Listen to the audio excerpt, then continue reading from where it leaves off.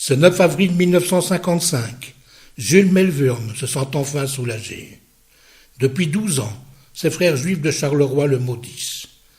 Pourquoi en veulent-ils à celui qui a affronté la Gestapo pour les protéger, au risque de sa propre vie? Voici le résultat de notre enquête.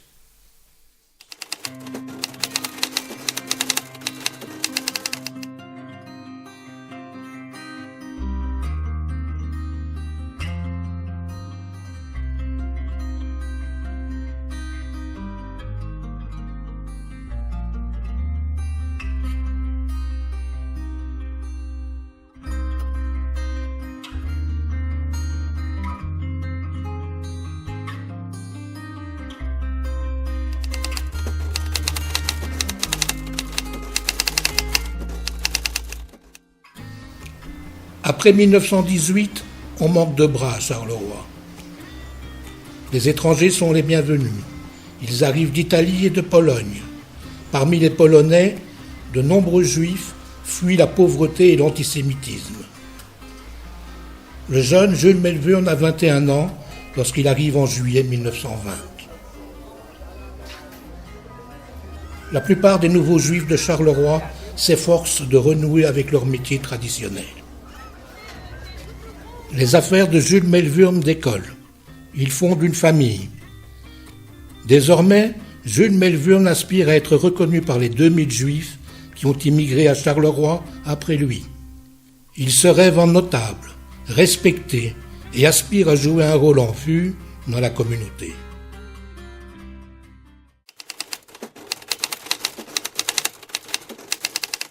Une petite équipe de la Gestapo vient de débarquer. Ils se font très discrets. Comme tout le monde, les Juifs ne connaissent que la Kommandantur, le siège de l'administration allemande d'occupation. Les Allemands semblent corrects. En décembre, tous les Juifs adultes doivent pourtant se faire inscrire dans un fichier spécial. On s'interroge, mais chacun obéit. Il est impossible d'imaginer le drame qui va se nouer.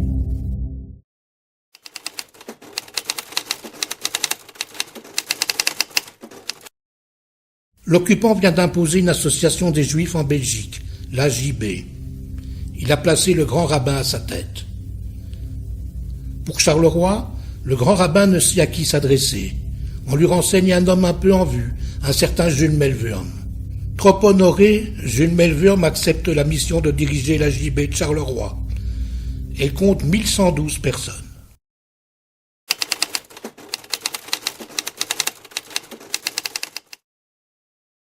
L'occupant exige maintenant la liquidation des commerces juifs. À Charleroi, quelques militants communistes juifs ont décidé dès 1940 d'entrer en résistance.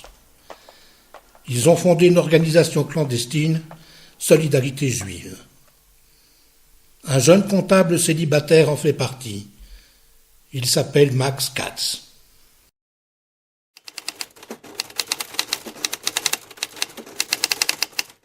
Jules Melvurme installe la JB de Charleroi dans le bâtiment de la synagogue. Il multiplie les commissions, il désigne ses proches et fait aussi place aux bonnes volontés. Sa désignation est bien acceptée. Tous les membres actifs de la JB se croient protégés. Les Allemands chargent maintenant les comités de la JB de constituer un nouveau fichier. Cette fois, même les enfants devront être répertoriés. On leur obéit à Charleroi comme ailleurs. Jules Melvurme ne peut ignorer qu'une copie du fichier passera dans des mains allemandes. Mais il n'a aucune marge de manœuvre. À ce moment, il observe par contre la confiance que les Juifs de Charleroi placent en lui. Melvurme se félicite aussi d'avoir recruté une perle rare. Le secrétaire comptable, qui a accepté d'être son collaborateur, va même l'accompagner aux réunions de la JB à Bruxelles. Il s'appelle Max Katz. Melvurme est à 1000 lieues d'imaginer que Solidarité juive vient d'infiltrer la JB de Charleroi.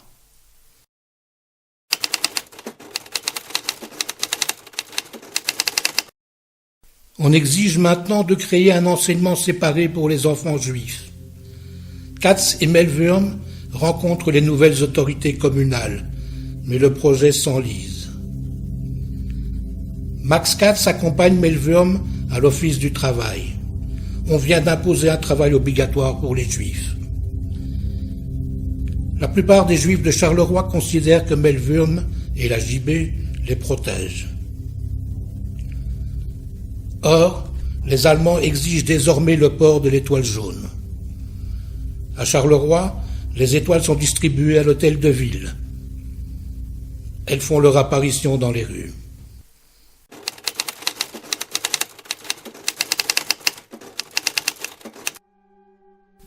Nouvelle convocation à l'Office du travail. Cette fois, les rexistes exigent une liste de 500 Juifs présumés aptes au travail. Katz et Melvurm répondent que leurs listes ne sont plus à jour. Du coup, l'Office s'adresse aux autorités communales.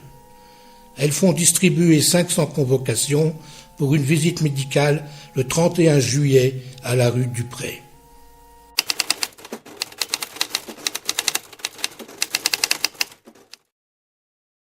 Max Katz s'est bien gardé de dire à Jules Melvurm que ses camarades de Solidarité juive font le tour des convoqués. Ils veulent les dissuader de répondre à l'appel. 200 personnes seulement se présentent ce 31 juillet. Jules Melvurm les accueille brièvement avant de rejoindre une réunion à Bruxelles. Mais la visite médicale est un piège. Des policiers encerclent les appelés. On les escorte jusqu'à la gare de Charleroi-Sud, où les attendent des faits gendarmes qui les poussent dans un train. Direction le mur de l'Atlantique. Quant à Jules Melvurm, voici ce qu'une enquête en retiendra après la guerre.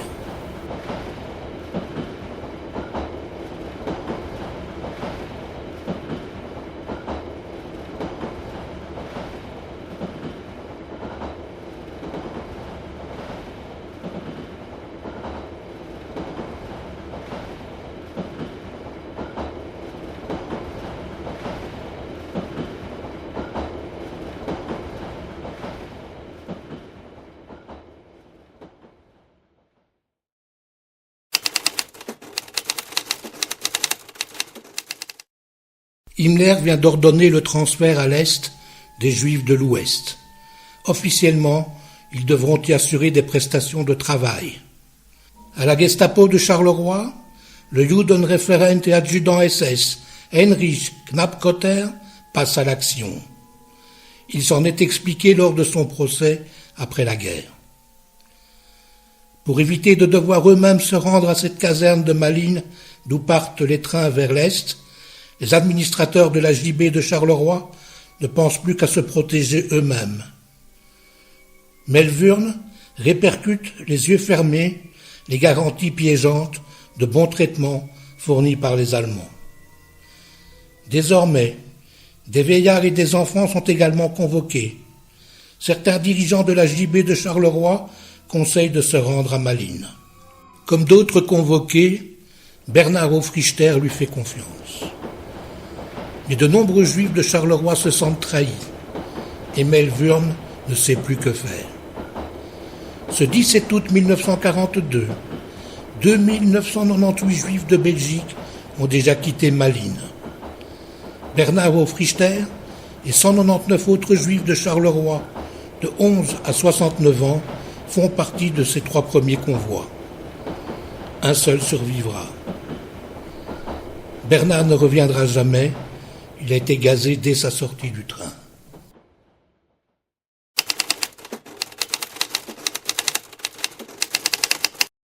Sous prétexte d'assister à des réunions de la JB à Bruxelles, Max Katz y rencontre d'autres résistants juifs.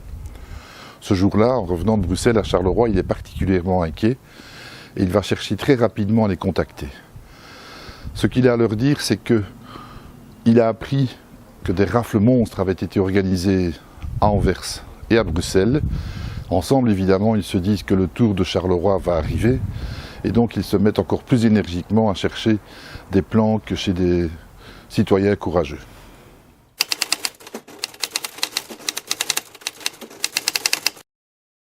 À 19 heures précises, Jules Melvurn arrive au nouveau siège de la Gestapo, à quelques centaines de mètres de chez lui. Knapkotter l'attendait impatiemment. Il va droit au but. Il faudra revenir à 9 heures le lendemain, lui remettre une liste d'adresses à jour de tous les Juifs de Charleroi. Jules Melvurn rentre chez lui, complètement désemparé. Il a appelé Katz. Le couvre-feu est tombé depuis longtemps quand la sonnette retentit. Katz est accompagné de 2 résistants. Melvurn tombe des nues en apprenant l'existence de Solidarité juive et du double jeu de son secrétaire. Melvurn leur explique ce que Knapkotter attend de lui. Que le lendemain 9h, s'il n'est pas là avec sa liste, il va se faire arrêter avec sa femme et avec sa petite fille. Pour les résistants, il n'est pas question, absolument pas question, de livrer la communauté aux Allemands. On cherche une parade. Melvurn est coincé. Le temps presse. Le matin se lève. Un pacte a été conclu. Melvurn sait ce qu'on attend de lui. Il est atterré en raccompagnant les résistants à sa porte. Et il se dit qu'il n'a plus rien à perdre.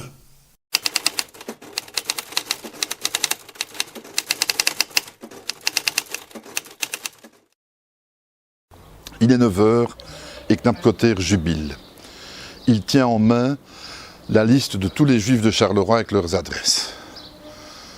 Melvurn vient de lui remettre, on le laisse sortir sans difficulté. Knapkotter donne ses ordres, immédiatement, on réquisitionne des pelotons de feldgendarmes, on prépare des camions. Et Melvurn donc est sorti. Très discrètement, il quitte Charleroi et manifestement, on ne l'a pas suivi.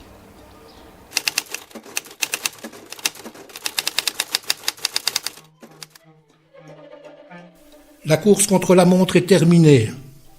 Les résistants de Solidarité juive peuvent enfin poser leur vélo. Pendant qu'ils reprennent leur souffle, les feldgendarmes se sont déployés dans les faubourgs. Ils encerclent les maisons indiquées sur la liste. Aucun juif n'y habite. Les Allemands sont furieux. Leurs camions foncent vers les rues autour de la synagogue. De tous les juifs qui viennent de recevoir la visite éclair de Solidarité juive, ceux qui ont accepté d'abandonner leur logement à la seconde sont déjà à l'abri. C'est par exemple le cas du tailleur Kempinski. Les Allemands sont arrivés chez lui peu après sa fuite.